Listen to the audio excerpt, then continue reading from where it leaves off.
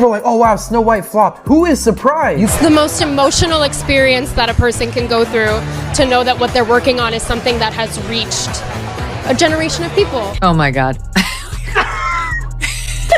If you disagree with this sentiment, just hit the unfollow button. I don't need your business.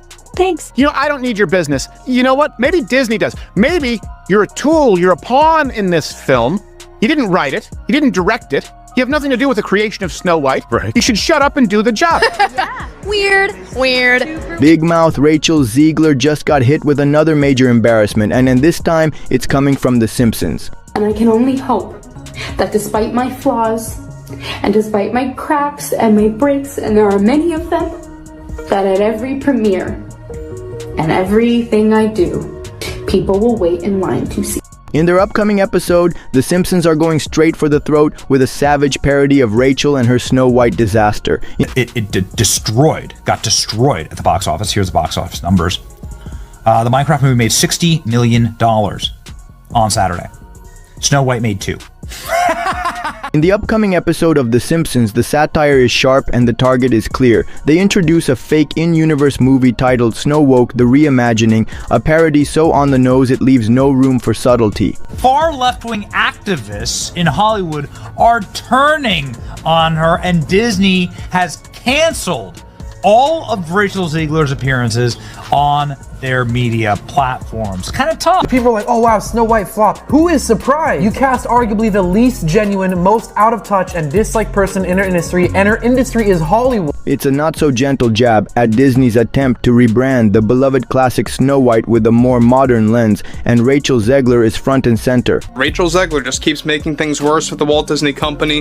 The more that she tries to defend this movie, the more that she tries to spew her agenda onto the general public, it's only making matters worse, not just for Bob Iger, but for whatever is left of the image of Disney as a whole. Behind the scenes, you guys know as well as I do that those executives like Spielberg are looking at that saying, Rachel Zegler can F right off. The cartoon version of her is portrayed as overly self-important and oblivious. Well, we all basically knew that Snow White was going to be a massive failure at the box office because of Rachel Zegler's controversial statement. I mean, you know, the original cartoon came out in 1937, and very evidently so. There's a big focus on her love story with a guy who literally stalks her. Yeah. Weird. Super weird. So we didn't do that this time. Completely missing the charm and innocence that made the original fairy tale so beloved. From the title alone, Snow Woke sets the tone. This isn't a gentle parody, it's a takedown. Rachel Zegler's name has been plastered across entertainment, news, and social media feeds for months now, and rarely in a flattering way. The headlines haven't stopped since her controversial interviews first went viral. Between her criticism of the original Snow White, awkward public appearances, and her name being dragged into countless memes, she's become something of a lightning rod for fan frustration. Every misstep snowballs, and the public narrative has shifted from her being a fresh face in Hollywood to being seen as out of touch and overexposed. The media frenzy surrounding her is less about her talent and more about the controversy she seems to attract. I just want to tell you guys about a little incredible movie that just came out, Snow White. Wow. I just gotta tell you, best movie I've seen in years, and there have been some really good films lately. Madam Web, Rebel Moon Part 1, that movie, that transgender one with the Mexican drug lord. But Snow White blows them all away. Chat, this movie has everything. Horrifying, CGI, little people, check. A feminist princess who don't need no man, double check. Diddy dance party at the end, double Diddy check. All this to say, go see Snow White right now. The new one. Not that old stupid one where the princess gets saved by some good, upstanding guy. Disney once saw Rachel Zegler as a bold, diverse choice, a fresh face to lead a reimagined classic. But what started as a progressive casting decision has morphed into a full-blown PR nightmare. Did the Dwarfs make it or no? Well, the CGI Dwarfs did. Of course, that goes back to the original controversy where Peter Dinklage, a very talented little person actor, said, why are we doing that? We've hired a Latina actress to be Snow White. That's progressive. But you're going to hire little people to play the dwarfs? That just seems like a step backwards. And then, of course, Disney instantly buckled and said, okay, we're going to add magical creatures. Then they got even crazier and they decided that the dwarves in Snow White weren't woke enough, okay? You're replacing jobs that people could have as little people.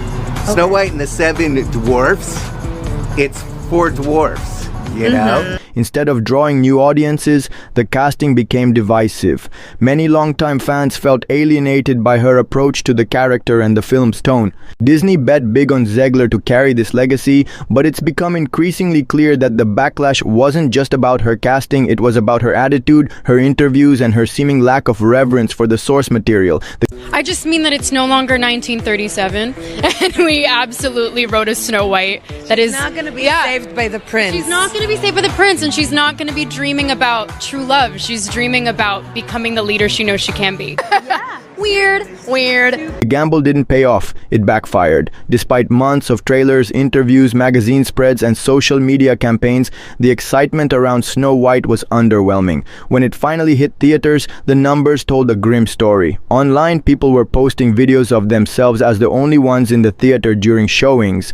TikToks and tweets mocked the emptiness. Theaters weren't just quiet, they were dead silent. It wasn't just a flop, it was a cinematic ghost town. They've been in a full meltdown about this girl for a couple of years now, and how they had her tweet out like a little, "Yay, Snow White, can't wait, so excited, I love to play her."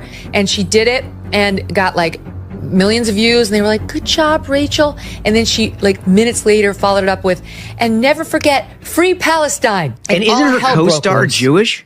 Yes, Gal Gadot, whatever. I mean, what? Yeah. Wow. They tried, they flew an executive, one of the producers, out to go visit personally with Rachel Zegler to say, "Could you please take that down? Because we understand you can have your political views, but those aren't really helpful while you're trying to build an audience for a movie. Maybe you could save them for like your diary and your friends, but like maybe not, maybe just take the tweet down." And she wouldn't. That my name is Gal, and I'm Jewish. And we have had enough of Jew hatred. Please welcome Rachel Zegler and Gal Gadot.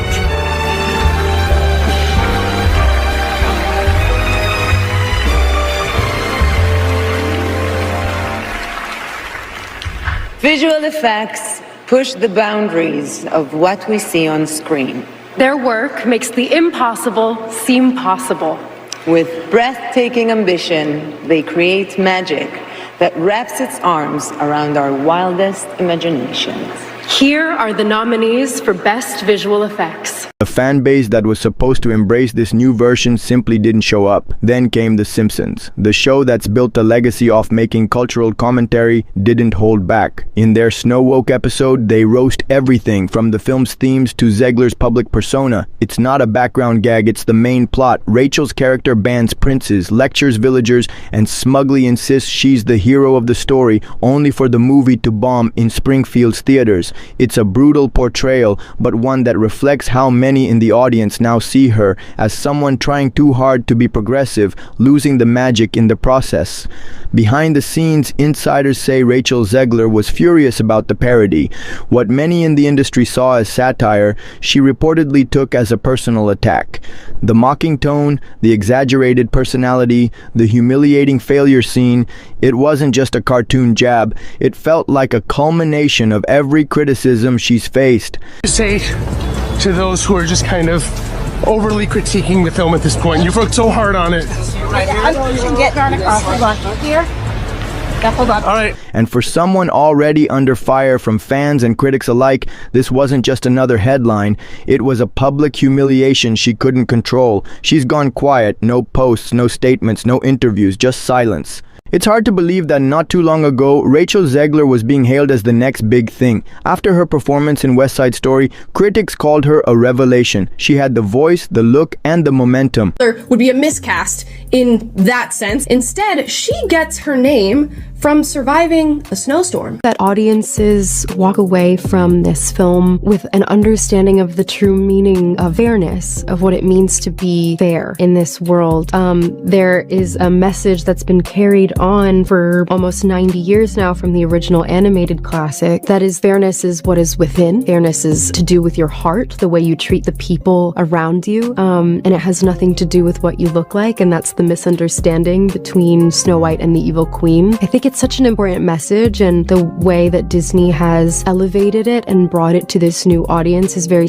Hollywood opened doors, but somewhere along the way the spotlight turned sour. With every new project, the focus shifted from her talent to her personality. She became more known for sparking backlash than for wowing audiences. Her rise was meteoric, but so was the fallout. It all started with the press tour for Snow White. At first, people were just curious about how Disney would handle a modern retelling, but the conversation quickly turned. Instead of excitement about the film's new direction, headlines were dominated by Zegler's comments about the original 1937 version. She didn't just reinterpret the film, she dismissed it, criticized it, and seemed to insult fans who still loved the classic. I truly do believe that. There's something wrong with her. She's disturbed, she's unhappy, and she thinks it's about feminism and the patriarchy and about abortion, but the reality is she's just not stable. Rachel is literally the star of a Disney movie, and she acts like she's some sort of victim, and that's the sort of mentality that is just poisoning people's minds. Like, she acts like her life is so... That's when the spiral began. Each interview stoked more flames, and each new quote went viral for all the wrong reasons. One clip in particular lit up the internet. In it, Rachel said the prince in the original Snow White was a stalker and the whole story was weird.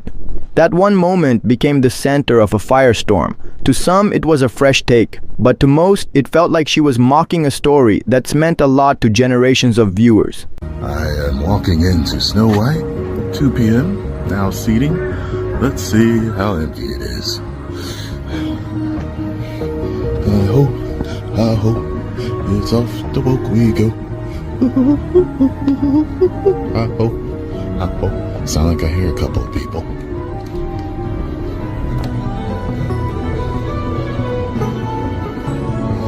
One, two.